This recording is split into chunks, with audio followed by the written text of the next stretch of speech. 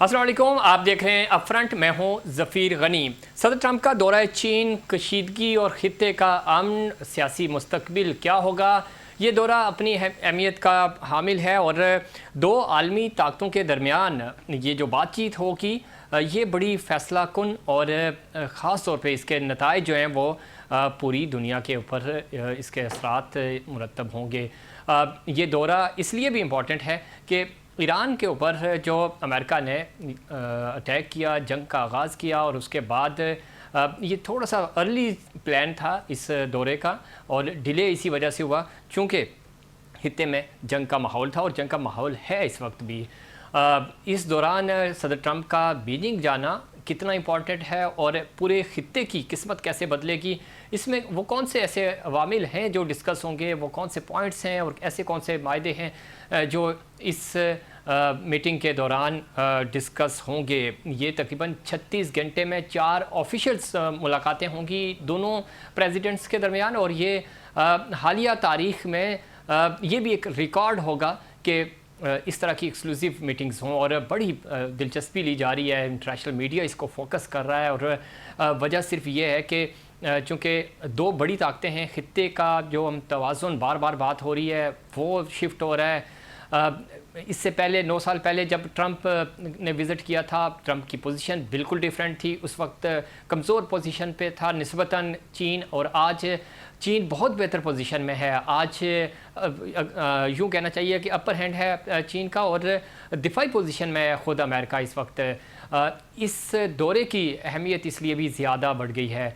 चीन क्या हासिल करेगा इस दौरे से और कितना मौसर कुन साबित होगा ये दौरा ख़ुद अमेरिका के लिए भी, चूँकि अमेरिका ये चाह रहा है वो किसी भी तरह जो चूँकि चीन की हमेशा ख़ारजा पॉलिसी रही है और उनकी कोशिश हमेशा यही रही है कि वो इक़्तिसादी तौर पे मुल्क एक दुनिया में अपनी ताकत का लोहा मनवाएं और उन्होंने मनवाया भी है। फोकस जंग के बजाय ट्रेड पे फोकस करता है चीन और चीन की ये तरजीहात रही थ्रू आउट। अगर हम उसकी पॉलिसी की बात करें, इस वक्त चीन अगेन एंगेज करेगा अमेरिका को और अमेरिका को इस्तेमाल करने की कोशिश करेगा। और क्या इस दौरे से फ़ायदे हासिल कर सकेगा चीन। दूसरी तरफ अगर ये दौरा उस तरह सफारती सतह पे और ख़ास तौर पे माशी सतह पे, जो लोग ट्रंप को जानते हैं, Trump give and take business point of view पे अगर हम देखें तो वो कोशिश करते हैं कि कुछ मिले। क्या वो कुछ ऐसी इक़दाम कर पाएंगे और ऐसे कोई मायदे कर पाएंगे जो अमेरिका को ऑक्सीजन फराहम कर सकें चीन की वजह से। इससे ट्रंप की बीजिंग आमद से कब जो जनूबी कोरिया में चीन और अमेरिका तजारती मुज़ाकरात हुए उसके हवाले से जो रिपोर्ट किया जा रहा है, कह रहे हैं कि बहुत ही इंपॉर्टेंट थे। क्या वामिल डिस्कस हुए और क्या कुछ होता रहा और क्या कुछ होगा, और तमाम तर जो नज़रें हैं वो इस सदर ट्रंप के दौरे पे हैं, इस पे बात करेंगे। हमारे साथ इस्लामाबाद से हमें वीडियो लिंक के जरिए ज्वाइन किया है डॉक्टर मुनव्वर हसन पंवर साहब ने, माहिर हैं बैनुल-अक़वामी अमूर के और ख़ास तौर पे इस खित्ते की डेवलपमेंट्स के ऊपर बड़ी गहरी नज़र रखते हैं। डॉक्टर साहब खुश आमदीद कहते हैं आपको शो में। डॉक्टर साहब किस तरह देखते हैं ये दौरा बड़ा इंपॉर्टेंट है, इसकी बात थ्रू आउट हो रही थी कि जंग के फौरी बाद कुछ सेटलमेंट हो, फिर डोनाल्ड ट्रंप जो है वो चीन का दौरा करें।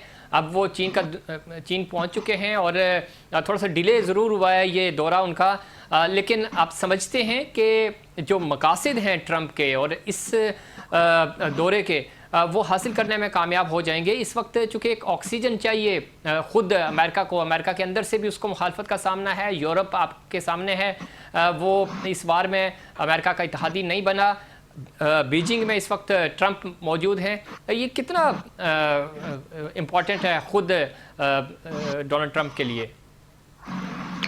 पहले तो आपको सलाम, आपकी टीम को सलाम, आपके देखने वालों को सलाम। बहुत शुक्रिया आपने मदऊ किया। देखें, ये दौरा कई जहतों से बहुत अहम है।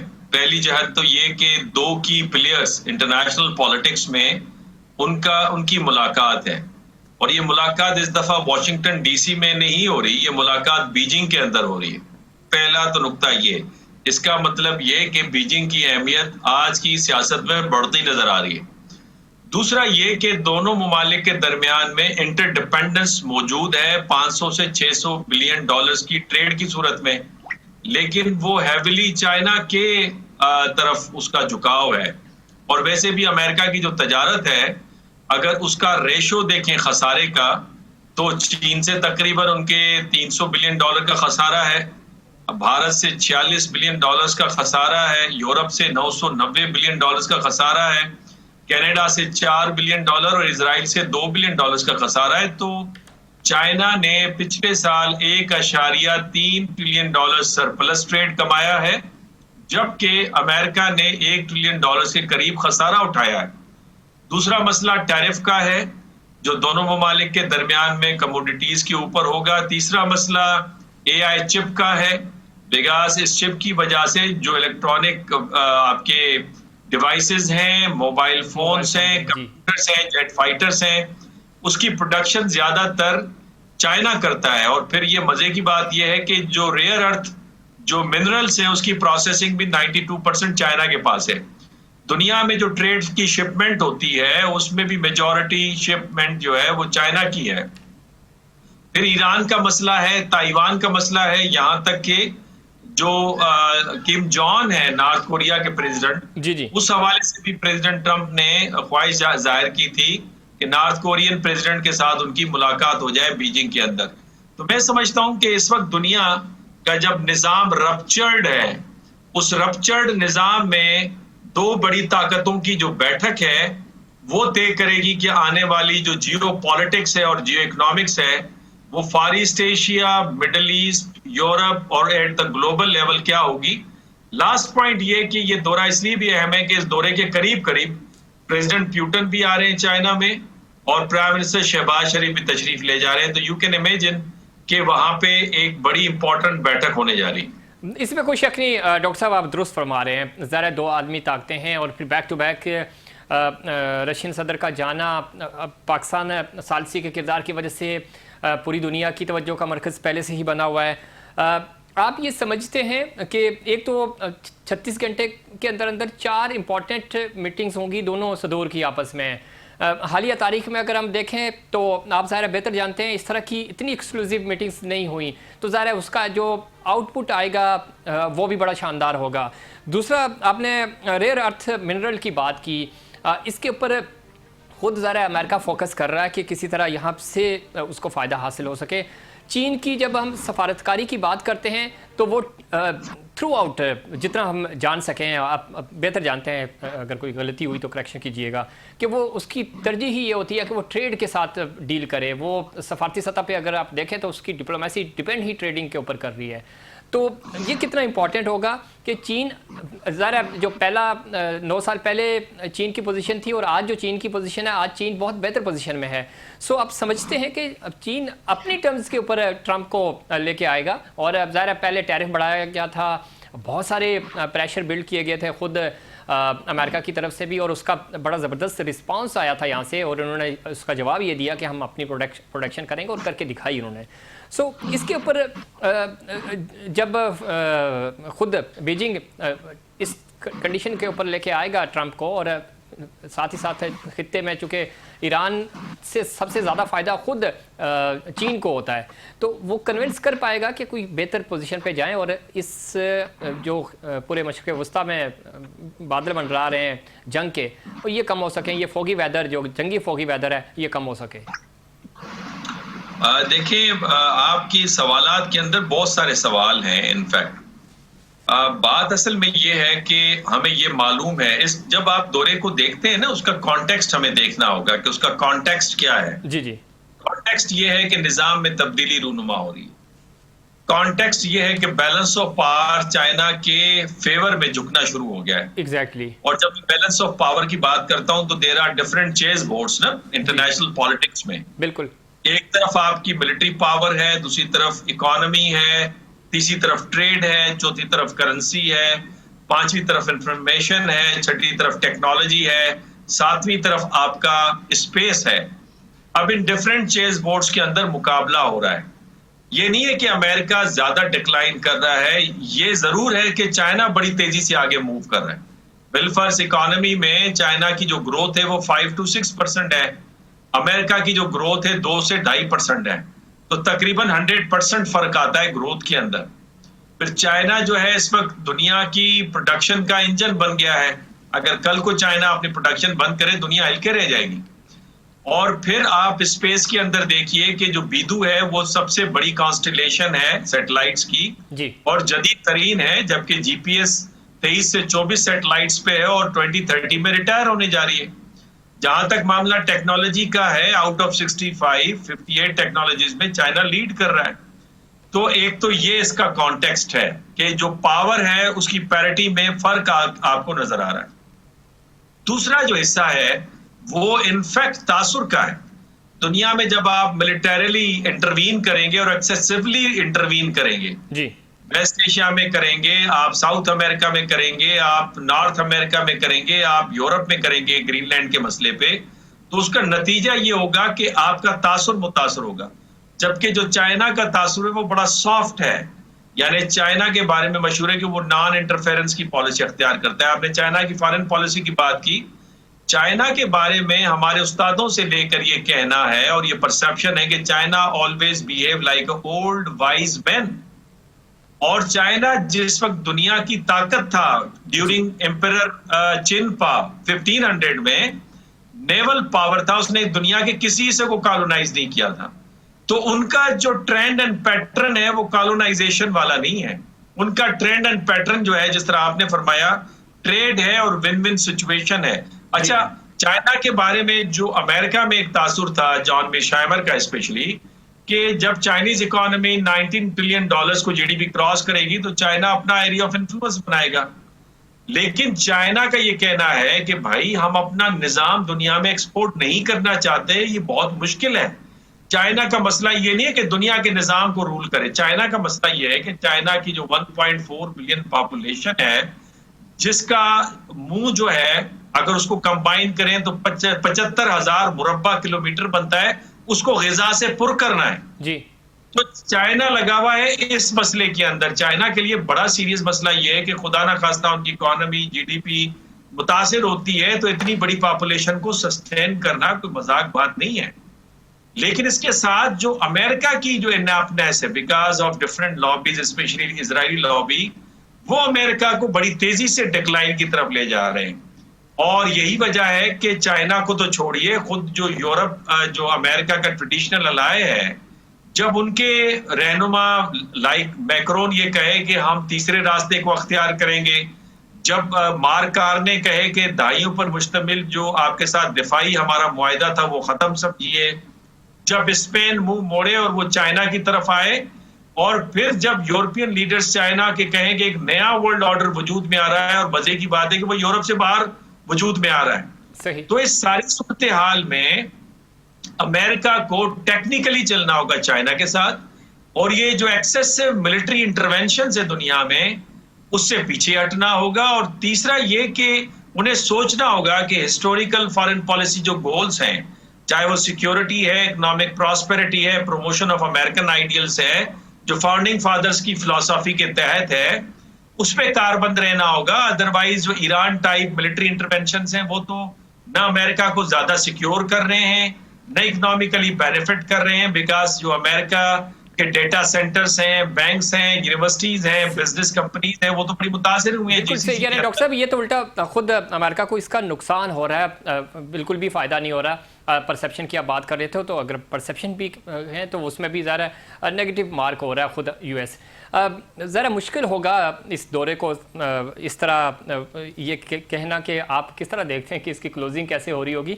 लेकिन अगर मैं ये आपसे पूछूं कि क्या समझते हैं कि ट्रंप जब जा रहे होंगे तो कि विन विन पोजीशन पे होंगे, एटलीस्ट उनके पास कुछ होगा कि मशरिक़ वस्ता से वो बाहर आ रहे हैं, चीन से कुछ वो लेके जा रहे हैं, आप किस तरह रेट करेंगे इसको?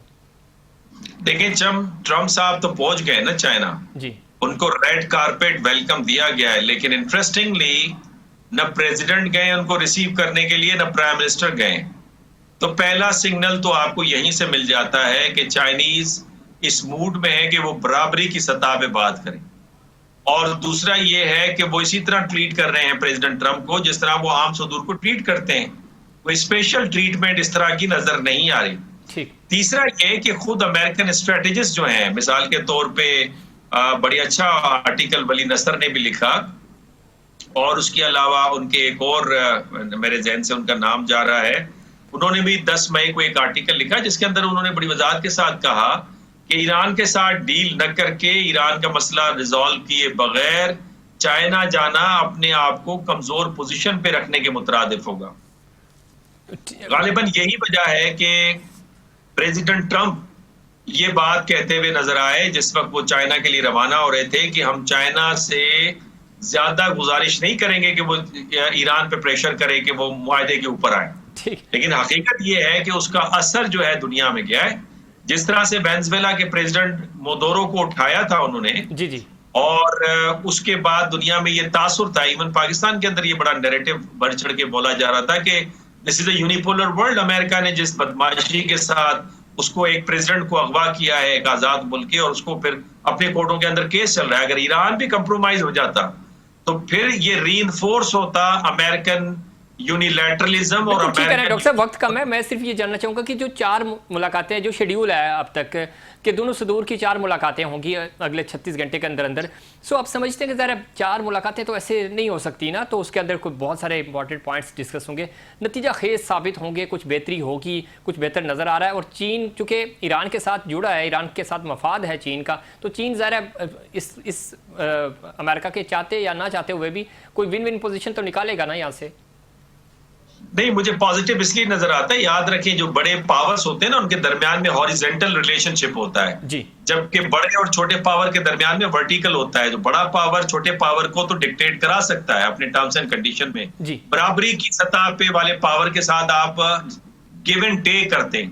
कुछ मामले में चाइना चलेगा, कुछ पे अमेरिका चलेगा। और ये जो आप कह रहे हैं ना एक शॉर्ट पीरियड ऑफ टाइम में 4 मीटिंग्स है, उसकी बुनियादी वजह है कि फिर प्यूटन ने आना है, फिर प्राइम मिनिस्टर शहबाज ने आना है, तो वहां पे स्केड्यूल बहुत ज्यादा सख्त नजर आ रहा है। इस वजह से इस लिमिटेड टाइम के अंदर मीटिंग्स हो रही है। लेकिन इसमें टैरिफ कवर होगा, इसमें रेयर अर्थ मिनरल कवर होगा, इसमें ट्रेड जो का इम्बैलेंस है वो कवर होगा, ताइवान कवर होगा, इसके अलावा इसमें ईरान कवर होगा और नॉर्थ कोरिया के ऊपर बातचीत होगी।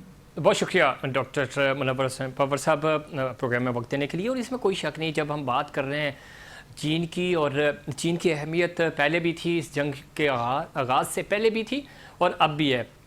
वजह सिर्फ ये है कि इस खित्ते में 2 ही बड़ी ताकतें हैं। जब यूएस ने इंटरफेयर किया ईरान में, और यहाँ जब एशिया की बात करते हैं, स्पेशली जनूबी एशिया की बात होती है, तो चीन अब वो आलमी ताकत है जो इस पूरे मामले में बैक एंड पे मौजूद रहा। इस हवाले से मज़ीद बात भी करेंगे हम चीन के हवाले से कि ख़ास तौर पे इस दौरे के ऊपर किस तरह का वेलकम था सदर ट्रंप का, और इस वक्त बीजिंग में हो क्या रहा है, और किस तरह की तैयारियां थी फर्दर जो है वो, चूँकि बड़ा पूरी दुनिया फोकस कर रहा है इस दौरे को। और उसके बाद ख़ास तौर पर जब यूरोप और अमेरिका की हम बात कर रहे हैं तो उनकी नज़रें यहाँ पे हैं कि सदर ट्रंप जो है वो कोई विन विन पोजीशन लेकर आएंगे वापस। सदर ट्रंप का दौरा चीन कैसा रहा, इस पे बात करेंगे। हमें ज्वाइन किया है वीडियो लिंक के जरिए एहसामुल हक, सीनियर सहाफ़ी हैं बीजिंग से। एहसाम, सदर ट्रंप का दौरा चीन है जब मुश्किल वस्ता में जंग के बादल मंडला रहे हैं, उस वक्त ये दौरा किया जा रहा है, कोई बड़ा ब्रेक थ्रू मिल सकता है इस दौरे के अंदर?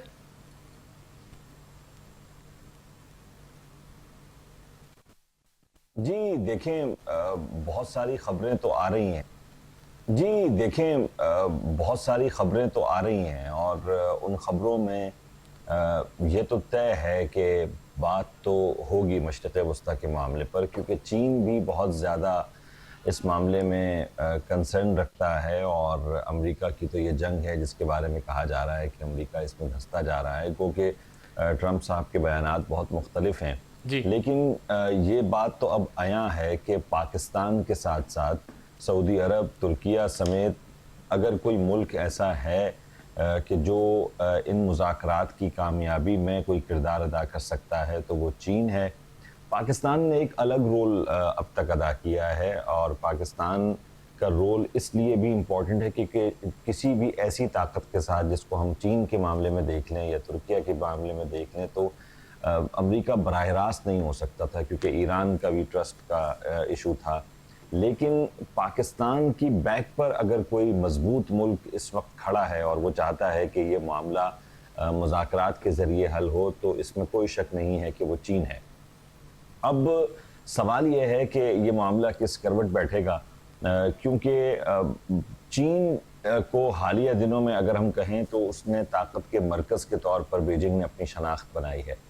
चाहे ईरानी वज़ीर ख़ारजा का दौरा हो या दीगर ममालिक के जो अहदेदारान हैं, हुक्मरान हैं, उनके हालिया दौरे हों, जिसमें यूएई का दौरा भी है। उससे कबल तिजारत के मामले में कनाडा, जर्मनी, फिर यूरोपीय यूनियन के विज़िट्स यहाँ पर, ये तमाम चीज़ें ज़ाहिर करते हैं। और फिर ख़ास तौर पर वो मुल्क जो इस वक्त इम्पॉर्टेंट है इन मुज़ाकरात में, वो पाकिस्तान है। और पाकिस्तान के वज़ीर ख़ारजा बारहा टेलीफोनिक राब्ते में रहे हैं चीनी वज़ीर ख़ारजा से, और वो ख़ुद यहाँ विज़िट भी करते रहे हैं। तो इसमें तो कोई शक नहीं है कि चीन इम्पॉर्टेंट किरदार अदा कर रहा है। अब बात रह गई है, मेरा ख़्याल है कि जो ईरान ने स्टैंड आखिरी लिया है वो उनकी 5 तजावीज़ हैं, और जिसको अमरीकी सदर कहते हैं कि ये नाकाबिल कबूल हैं। और लेकिन मेरा ख़्याल है कि जब तक कोई चीज़ साइन नहीं हो जाती उस वक्त तक हम ये नहीं कह सकते कि किसी भी फरीक की कोई भी हार्ड लाइन जो है वो हार्ड लाइन रहेगी या उसमें कोई नरमी है। इशू ओवरऑल वही है जिसमें आबनाए हुर्मुज़ का खुलना है, ईरान का जोहरी प्रोग्राम है, ईरान के एसेट्स का ओपन होना है जो कि अमेरिका से वो मुतालबा कर रहे हैं। और एक गारंटी जो बहुत अहम है वो ये कि जंग दोबारा नहीं होगी, हमले दोबारा नहीं होंगे, असैसिनेशंस दोबारा नहीं होंगी। उसके लिए एक मजबूत गारंटियर का होना ज़रूरी है, ऐसा गारंटियर जो इस खित्ते में ताकत भी रखता है, इस खित्ते में असर रसूख भी रखता है, और इस खित्ते में गैर मुतनाज़े भी है। उस पर सब बिलीव भी करते हैं। और उसकी अमन की कोशिशों के हवाले से भी एक माजी का रिकॉर्ड है, जब सऊदीया ईरान को मिलाना हो या फ़लस्तीन में जो धड़े थे उनके दरमियान इत्तेहाद हो। तो मेरा ख़्याल है कि एक मुस्बत कोशिश यहाँ हो सकती है। कोई बईद नहीं है, हम ये कह सकते हैं कि कोई ऐसा रिजल्ट उनके विजिट के ख़त्म होने के बाद सामने आ जाए। मस्बत कोशिश की आप बात कर रहे हैं अतसाम, इसमें कोई शक नहीं, ज़ाहिर है कोशिश की जा रही है और खित्ते के अमन के लिए बहुत ज़रूरी भी है। आप क्या समझते हैं कि चीन ट्रंप के इस दौरे से क्या कुछ हासिल करने की कोशिश करेगा, चूँकि अपर हैंड है इस वक्त चीन का, और चीन के लिए कि विन विन पोजीशन भी है? देखिए, चीन के बारे में तो वाज़ेह है। चीन उस वक्त से ये बात कर रहा है जब सदर ट्रंप दोबारा मुंतखब हुए थे अमेरिका के सदर, और उससे कबल भी जब इलेक्शंस हो रहे थे, तो चीन का ये मौक़िफ़ है कि चीन अमेरिका और चीन ताल्लुक़ात को माशी ताल्लुक़ात के फ़रोग़ के तौर पर आगे बढ़ाना चाहता है। ये बड़ा क्लियर पॉइंट है चीन का। चीन चाहता है कि जो माशी आपकी सरगर्मियां हैं दोनों ममालिक की वो जारी रहें, उसमें किसी किस्म की कोई रुकावट ना हो, क्योंकि ये दोनों बड़े पार्टनर्स भी हैं, दुनिया की 2 बड़ी मईशतें भी हैं, और इनके दरमियान ताल्लुकात का ख़राब होना बहुत सारे ममालिक को असरअंदाज करता है। ये भी बात तय है कि ज़ाहिर है कि अमरीकी सदर 12 अमरीकी कंपनियों के सीईओज़ के साथ इस विज़िट पर आए हैं, जिसमें तस्वीरी झलकियों में हमने देखा एलॉन मस्क भी शामिल हैं। तो इलेक्ट्रिक कार्स के हवाले से बात हो या दीगर चीज़ों के हवाले से या और सेक्टर्स में बात हो, ख़ास तौर पर एग्रीकल्चर सेक्टर में सदर ट्रंप बहुत उम्मीद लेकर आए हैं कि वो चीन की जानिब से एक बड़ी सरमायाकारी को अमेरिका में पाएंगे। और मुझे लगता है कि जब ये दौरा ख़त्म होगा, ये मेरी पर्सनल एक राय है कि वो इस बारे में ज़रूर बात करेंगे कि मैं इतनी मिलियन ट्रिलियन डॉलर्स की जो है वो सरमायाकारी चीन से लेकर आया, जैसे उन्होंने सऊदी अरब के दौरे के बाद कहा था।